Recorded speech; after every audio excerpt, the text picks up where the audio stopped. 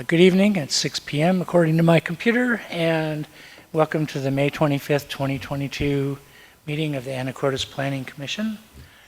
In taking roll, everyone's here except Mr. Graff, who is excused. He's on business travel. Minutes for April 6th, 13th, and 20th were sent out.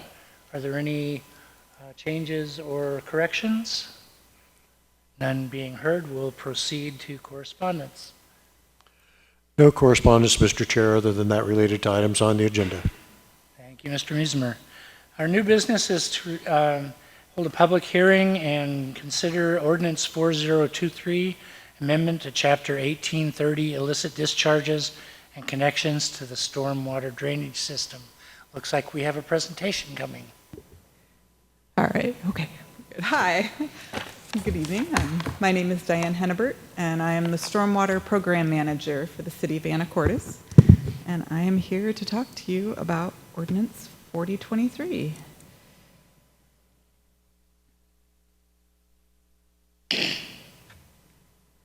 So this ordinance will amend Chapter 1830, which is our chapter on illicit discharges, and will provide the backbone for the source control program, which will be upcoming for the city. So Chapter 1830 addresses illicit discharges to the storm drainage system. An illicit discharge is anything going into the storm drain that isn't rainwater, with a few permitted exceptions.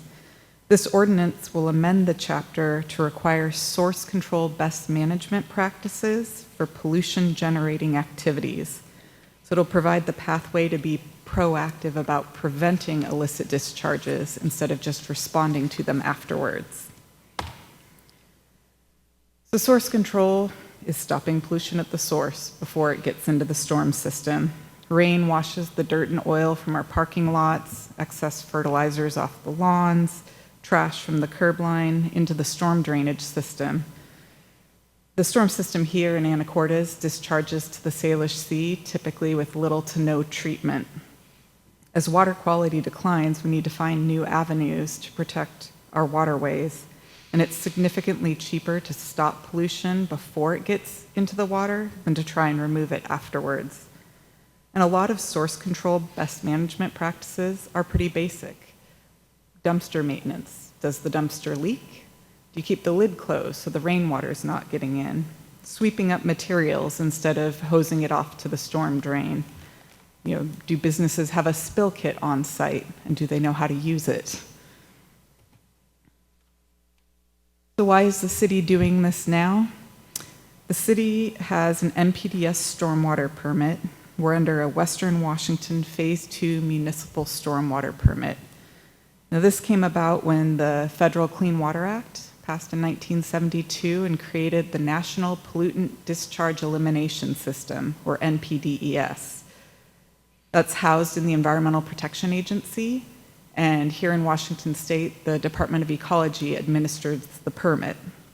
This permit covers everything from education and outreach activities to the public, to operations and maintenance of our stormwater system. It puts in place our stormwater requirements for new development and redevelopment.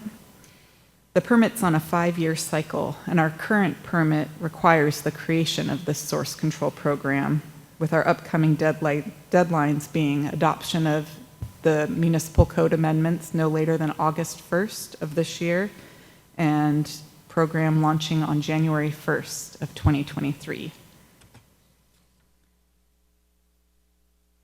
As I've said, the focus is really on ensuring that businesses are employing the right stormwater best management practices to prevent these illicit discharges. And the permit requires that we inspect sites which have the potential to generate pollutants to the municipal separate stormwater sewer system. So included in our permit is an appendix that lists all of the industrial codes that fall under this program. So looking at those industrial codes, really the big industries that fall under this are industrial manufacturing, food manufacturing, restaurants and bars, construction, gas stations, vehicle repair and maintenance, and healthcare facilities. It's the city's desire to have the focus be heavily on education and technical assistance for this program. view it as an opportunity to do outreach with businesses and work with them instead of come in strictly to regulate. However, we do have to have an enforcement route, but we only want to use that when it's absolutely necessary.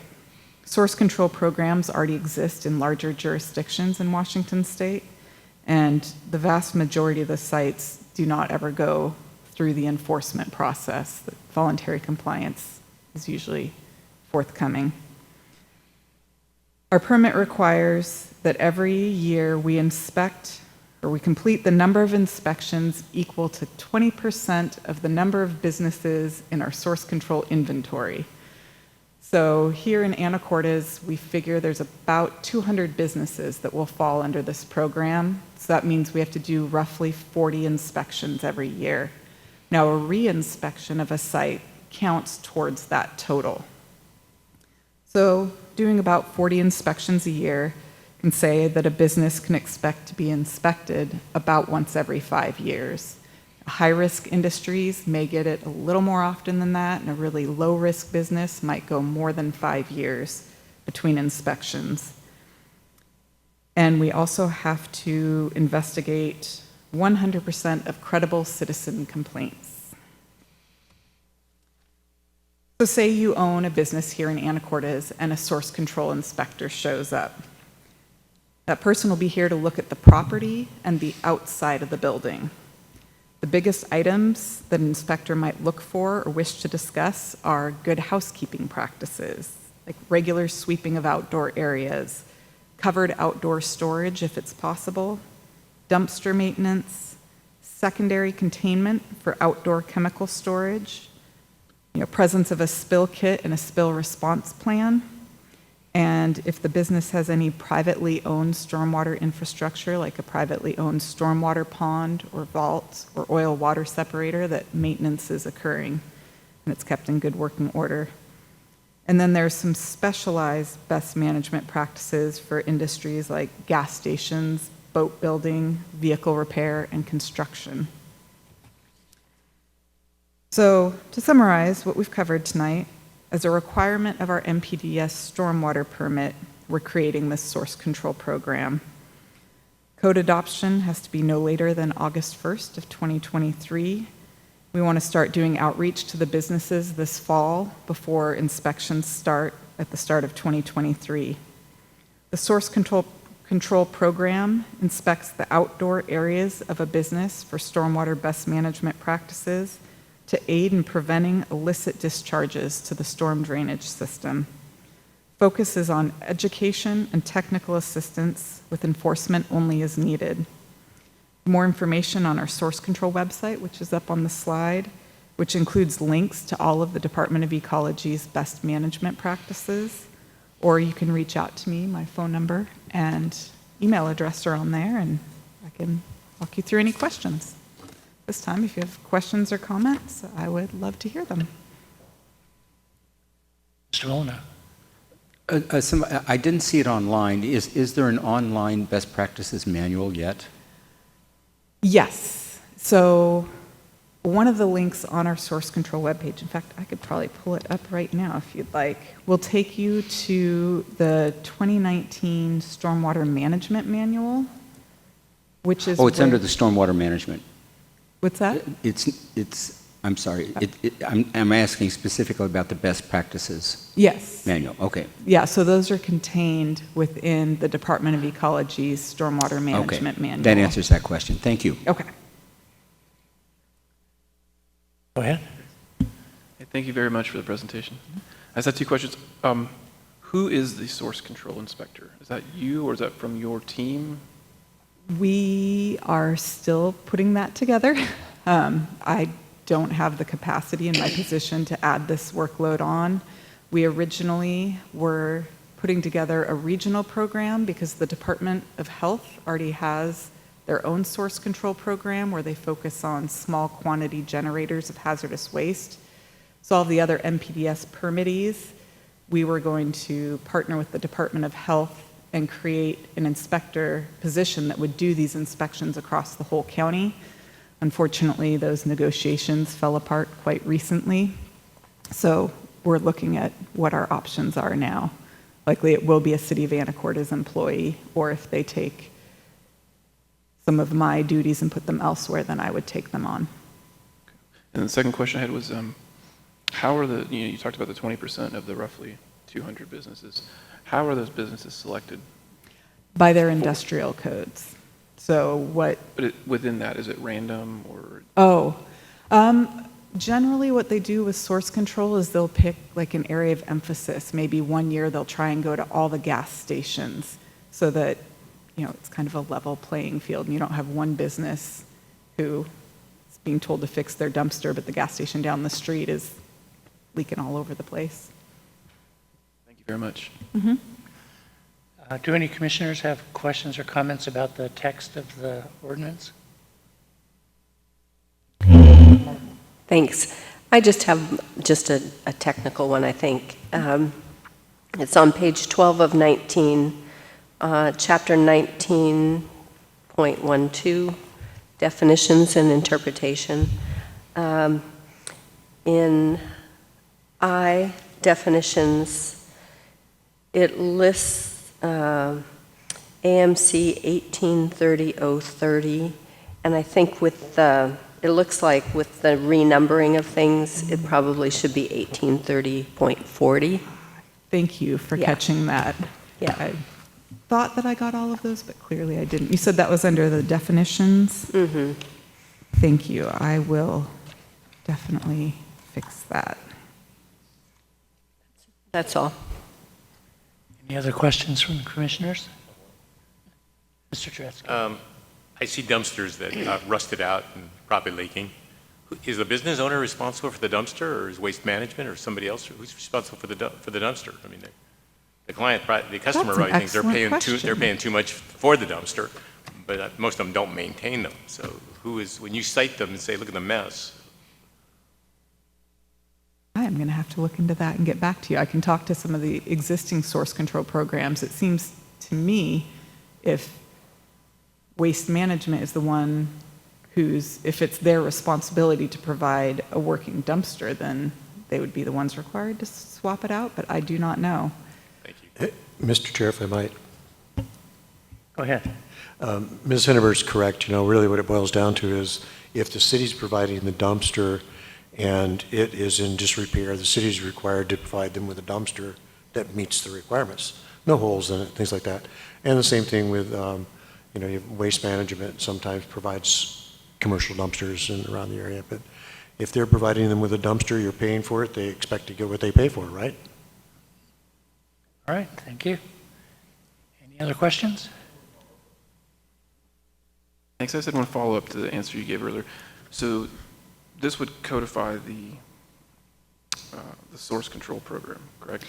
It would codify the requirements for source control best management practices. By doing that, does that then give you or the city the leverage that you need to get the personnel to serve as source control inspectors? Because as you described it a minute ago, it sounds like this sounds like a great program and a great process, but maybe there aren't the people to carry out the inspections? The requirements of our permit will give me the leverage that I need. I mean, this is something that we have to do. We've been looking at a couple different options. This wouldn't be a full-time position. So we've looked at some possibilities of combining some duties to be able to create a position, or there is still some hope for a regional program of the other MPDS jurisdictions, which are Skagit County, Mount Vernon, Burlington, and Cedro-Woolley, of still trying to put together. We figure with the 5 of us, that would be one full-time inspector. But Thank you. we've got till January 1st to figure that part out. Last questions, any? With that, we'll open the public hearing, see if anybody is wishing to make comments. I can't believe tons of people didn't sign in to see this. Mr. I Chair, wondered how many people would be excited about this.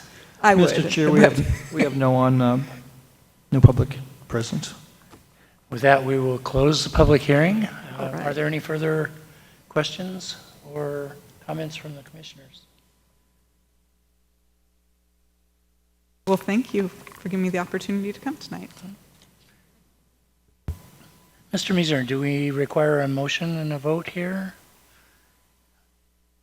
Mr. Chair, yes, it would be appropriate for a motion to recommend approval to the city council as directed with the one change Ms. Martin suggested. So moved. Do we have a second? Shall we take roll?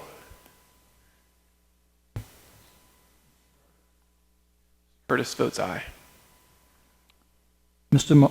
Manalo? We had a discussion about this last week. Mr. McKenzie? Aye. Ms.? Aye. Ruther? Mr. Jaretzky? And Ms. Martin? Aye. Motion carries. Is there any other business for the good of the order tonight? If not, we will close the May 25th, 2022 meeting of the Anacortes Planning Commission. Thank you, everyone, for attending. Thank you.